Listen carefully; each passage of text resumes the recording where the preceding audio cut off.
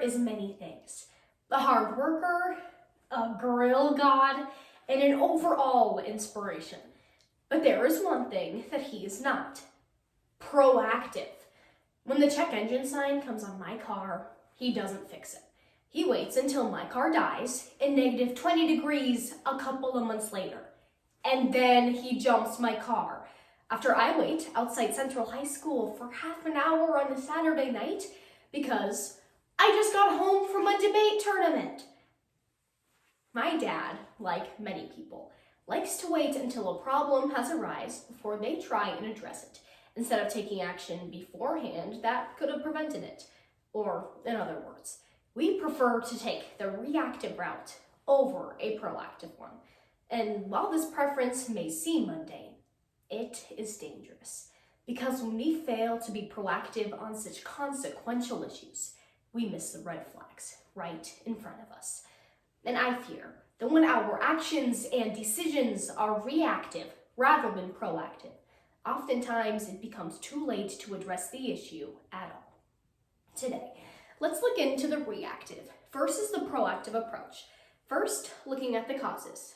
Next, the implications, before finally coming up with some solutions.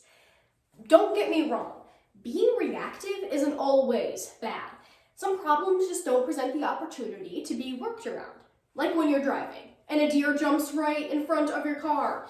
It's your natural instinct to react and swerve out of the way. However, the risk does arise when we wait to react to issues that could have been easily avoided, like distracted driving.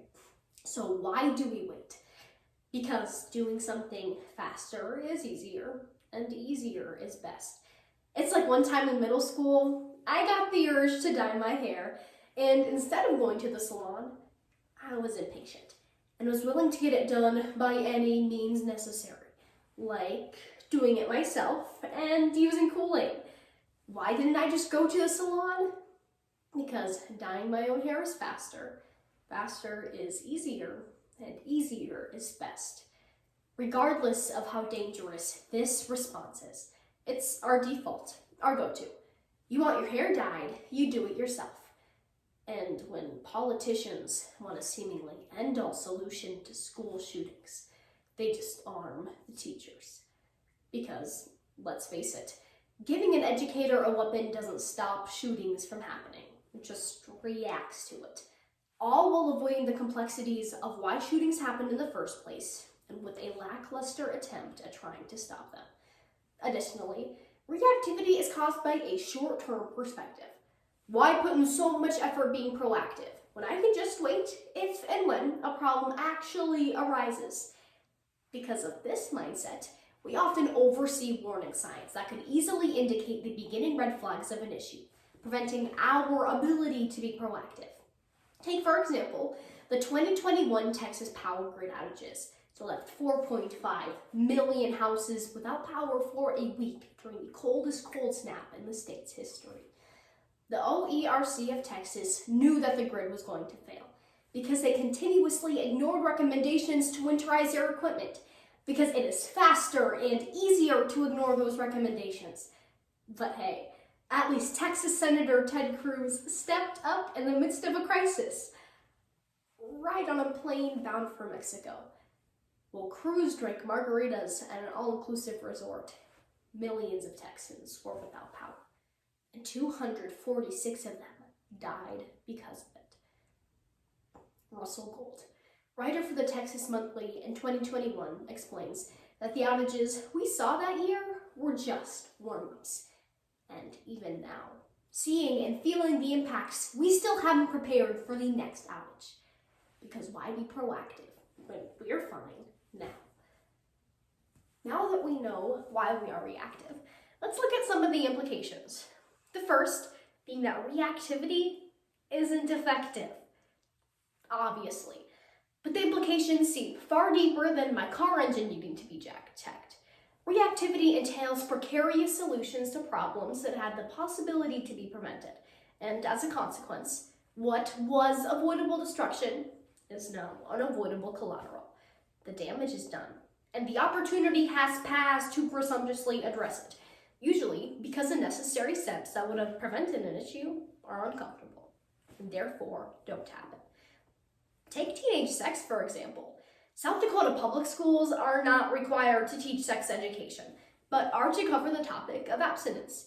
These loose requirements in terms of curriculum allow for students to dive in headfirst, unprepared and uneducated, regarding sexual transmitted diseases, methods of birth control, and consent. So what happens? Teenagers have unprotected sex. Then, according to an article from the South Dakota Department of Health in 2019, by the time they graduate, roughly 60% of them do, and do so unaware of the consequences that it can have on their mental, physical, and social well-being.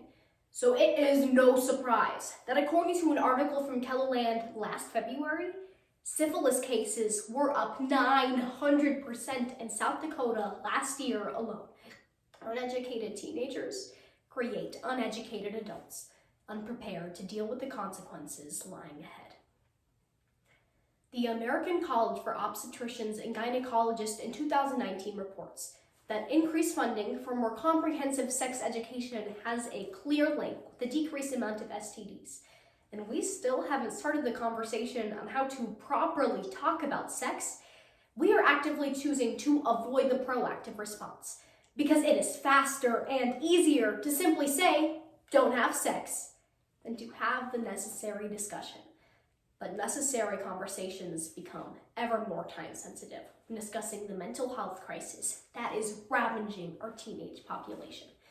According to the Population Reference Bureau in 2019, suicide is the leading cause of death for teenagers in the United States, with 1 in 5 claiming that they have had suicidal thoughts and 9% attempting to die by suicide.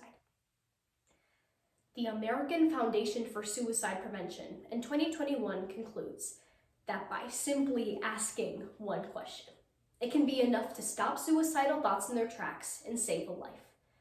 One question. Are you considering committing suicide? When all it takes is one question. But according to Mental Health Today, a third of the American population is still uncomfortable just by the words mental health alone.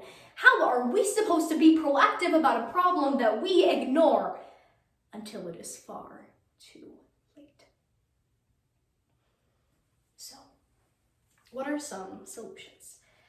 First of all, we have to stop taking the easy road. According to Dunja Hovanek, a productivity analyst in 2019, we have to stop believing that we are a product of our circumstances, but instead of our decisions. It's not my fault that my car has a crappy engine, but it is my responsibility that as soon as that check engine light is coming on, that I'm making an effort to deal with it. Or when the Texas power grid is showing symptoms of an overworked system, that regardless of however cost-effective it is to ignore it, that we don't. Additionally, we have to stop avoiding uncomfortable conversations, no matter how difficult they are for us. In her book, Why Uncomfortable Conversations Are Crucial for Success, Michelle Giblings explains that every time we have an uncomfortable conversation, we learn and grow from the experience. And a couple of months ago, a few of my friends and I had a lot of uncomfortable conversations, more specifically about period poverty, the inability for many females to purchase feminine hygiene products. And yeah, it was super uncomfortable to explain to my male, older principal that teenage girls often bleed through their clothing while on their period because they don't have access to feminine hygiene products. But without starting the conversation, awareness isn't brought to the topic. We only allow it to get worse. And we would have never been able to start working with our school board to supply up to $2,000 worth of free feminine products in the bathroom at my school every single year. Being proactive is hard and uncomfortable, but being proactive enough to start the conversation, to ask one question, is enough to start saving lives. Because change only happens when it's uncomfortable, and we have had the privilege of being comfortable for far too long. Today, we looked into the proactive versus the reactive approach. First, looking at the causes. Next, the implications. Before finally, we came up with some solutions. I'm proud to report that when my check engine light came on my car this Wednesday, my dad finally checked it out. Sure, it took him about 15 listens to my oratory through the walls of my house, but it worked. And my hope for you is that when you leave this round today, it works for you too. Because faster may be easier, but easier is not always best. Thank you.